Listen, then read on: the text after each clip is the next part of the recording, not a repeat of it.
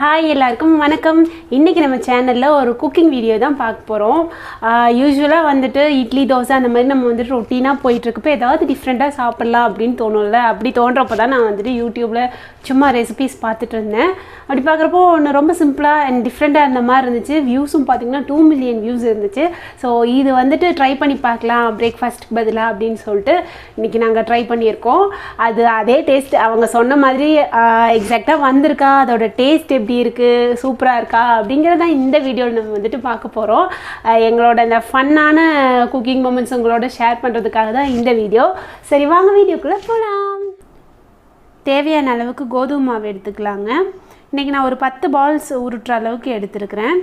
தேவையான அளவுக்கு உப்பு சேர்த்துக்கலாம். தனியாக கிரேவின்னு எதுவும் செய்யாததுனால உப்பு கொஞ்சமாக ஜாஸ்தியாக சேர்த்துக்கோங்க. அதுக்குன்னு ரொம்பவும் சேர்த்துற வேணாம். அதுக்கப்புறமா கொஞ்சம் ட்ராப்ஸ் எண்ணெய் விட்டு அதை நல்லா மிக்ஸ் பண்ணி விட்டு சப்பாத்திக்கு எப்படி மாவு பிசைவோமோ அதே மாதிரி நல்லா பிசைஞ்சு எடுத்துக்கலாம்.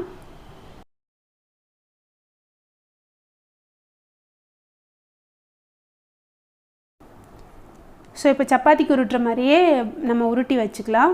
அடுத்து என்னென்ன போட போகிறோன்னா 1/4 டீஸ்பூன் மஞ்சள் தூள், 1 ஸ்பூன் மிளகாய் தூள், 1 ஸ்பூன் தனியாத்தூள், 1/4 ஸ்பூன் கரம் மசாலா, ஒரு 1/2 ஸ்பூன்லேருந்து 1 ஸ்பூன் வரைக்கும் நம்ம சிக்கன் மசாலா ஆட் பண்ணிக்கிறோம். அண்ட் 1 கப் வெங்காயம், ஒரு 2 பெரிய வெங்காயம், பெரிய சைஸ் வெங்காயத்தை கட் பண்ணி வச்சுருக்கேன் நேராக. அண்டு கொஞ்சமாக கருவேப்பிலை இல்லைன்னா கொத்தமல்லி தலையை நல்லா பொடி பொடியாக நறுக்கி வச்சுக்கோங்க. இப்போ சப்பாத்திக்கு தேய்ச்சி எடுக்கிற மாதிரியே நல்லா தேய்ச்சி எடுத்துக்கலாம்.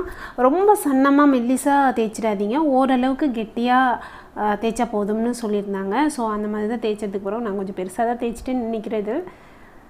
ஓகே, இப்போ ஸ்டஃபிங் ரெடி பண்ணிடுவோம். இது மாதிரி எல்லா பால்ஸும் தேய்ச்சி எடுத்துகிட்டு ஸ்டஃபிங் ரெடி பண்ணிடலாம். கடுகு எப்பவும் போல் எண்ணெய், கடுகு, கொஞ்சம் கருவேப்பிலை. ஆக்சுவலி கருவேப்பிலை தேவையில்லை, மல்லித்தலை தான் போட்டாங்க. என்கிட்ட கருவேப்பிலை தான் இருந்துச்சு, அதனால் நான் கருவேப்பிலை போட்டுக்கிறேன். அண்ட் 2 பெரிய சைஸ் வெங்காயம் கட் பண்ணி வச்சதை நல்லா ஸ்லைஸாக கட் பண்ணி வச்சுருந்தேன். ஸோ அதை வந்துட்டு ஆட் பண்ணிக்கிறேன்.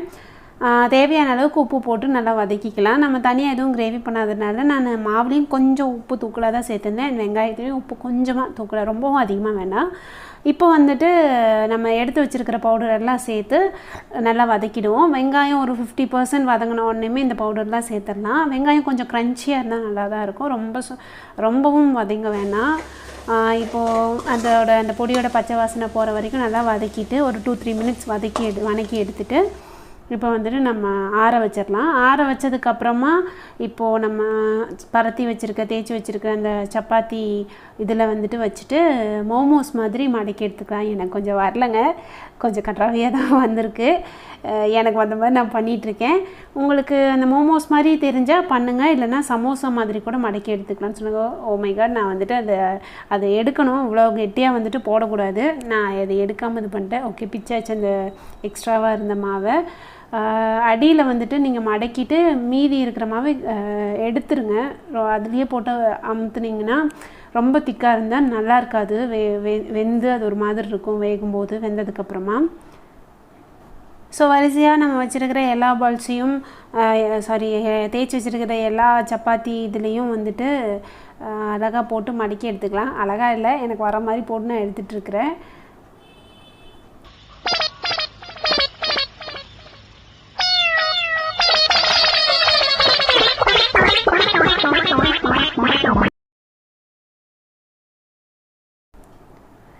சக்ஸஸ்ஃபுல்லி நான் எல்லாத்தையும் மடக்கி எடுத்துக்கிட்டேன். அவ்வளோதான், முடிய போகுது. ஸோ எனக்கு தேவையான எல்லாத்தையும் ரெடி பண்ணி வச்சாச்சு. இப்போது இதை இட்லி பாத்திரத்தில் போட்டு வேக வச்சு எடுத்துக்கலாம். இட்லி பாத்திரத்தில் துணியெல்லாம் யூஸ் பண்ணாமல் ஜஸ்ட்டு எண்ணெய் மட்டும் போட்டு எடுத்துக்கிறேன். அவங்க ஆக்சுவலி இட்லி குக்கரில் தான் பண்ணாங்க, நான் இட்லி பாத்திரத்துலேயே வந்துட்டு வைக்கிறேன். அப்படியே என்னுடைய கணவரோட ஐடியா தான் இது. மேலே துணி விரிக்காமல் அப்படியே வச்சுக்கலான்ட்டு. ஸோ வச்சாச்சு. இதை வந்துட்டு எப்பவும் போல் இட்லி வேக வைக்கிற மாதிரியே பாத்திரத்தில் கொஞ்சம் அடியில் தண்ணி விட்டுட்டு இட்லி மாதிரியே எல்லாத்தையும் மேலே செட் பண்ணிவிட்டு மூடியாச்சு. இது ஒரு 5 மினிட்ஸ் வெந்தால் போதும்னு சொன்னாங்க. ஓகே, வெந்தாச்சு, அவ்வளோதான். நான் உடனே சூட்டோடு எடுக்க ட்ரை பண்ணேன். அது கொஞ்சம் பிஞ்சு வருது, அது சரியாக வரல. நான் ஆற வச்சு எடுக்கணுங்கிற அந்த இதே யோசிக்கல. கொஞ்சம் ஆறுனதுக்கப்புறம் எடுத்தால் தான் நல்லா வரும். கொஞ்சம் ஆறிடுச்சு. I am very happy. Start music.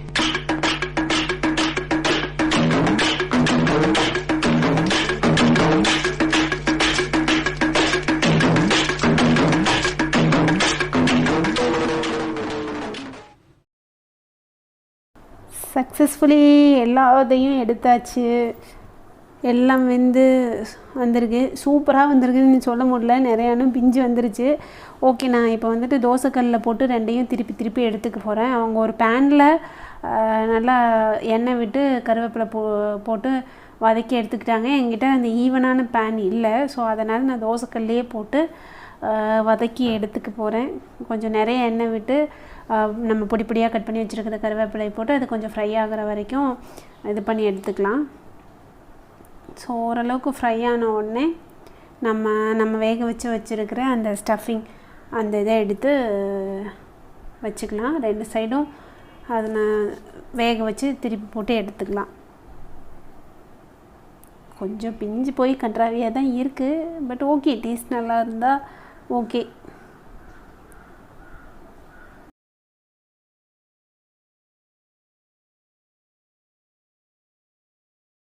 Flame கொஞ்சம் கம்மியாகவே வச்சுக்கோங்க. நான் பார்த்திங்கன்னா ஹை ஃப்ளேமில் வச்சு அது எனக்கு கொஞ்சம் கருப்பாயிடுச்சு. ஸோ அதனால் ஃப்ளேம் கம்மியாகவே வச்சுக்கோங்க. எப்படி இருக்குமோ தெரியலையே. டிஷ்ஷு ரெடி ஆயிடுச்சுங்க. அது கொஞ்சம் சுமாராக தான் வந்திருக்கு. சரி, சொல்லலாம் அதை பற்றி அப்படின்ட்டு. எப்படியும் செஞ்சுட்டோம், கண்டிப்பாக சாப்பிட்டு தான் ஆகணும். ஐயோ, இதை நான் சாப்பிட்டு பார்த்து உங்களுக்கு எப்படி இருக்குன்னு சொல்லுங்கள்.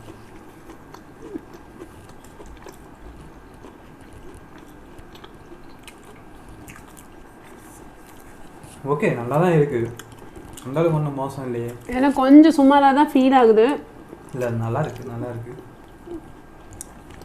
இது கூட தக்காளி சாஸ் இருந்தால் வச்சு சாப்பிடுங்க. நாங்கள் தக்காளி சாஸ் இல்லாததுனால நாங்கள் தக்காளி தொக்கு வீடியோ ஆல்ரெடி போட்டிருக்கோம். அதில் செஞ்சு தக்காளி தொக்கு தான் இது.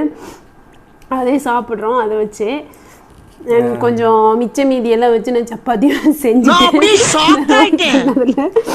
என்னால் இதை மட்டும் சாப்பிட முடியும்னு தோணலை. ஓகே, இன்னும் நான் கொஞ்சம் சொதப்பிட்டேன். இட்லி சட்டி வந்துட்டு நார்மல் இட்லி பாத்திரம் யூஸ் பண்ணிட்டோம். அவங்க வந்துட்டு இட்லி குக்கரில் வந்துட்டு ப்ராப்பராக எண்ணெய் தடவி வச்சாங்க. நான் அட்லீஸ்ட் துணி எப்பயும் போல் இட்லி ஊற்றுறதுக்கு துணி வச்சு நம்ம வைக்கிற மாதிரி ட்ரெடிஷ்னலாக அந்த மெத்தட் ஃபாலோ பண்ணி வைக்கலான்னு. இவர் தான் வந்துட்டு இது ஒன்றும் மாவு இல்லைல்ல, நீ வையினாரு. அது கடைசியில் பார்த்தா எல்லாம் ஒட்டிக்கிச்சு.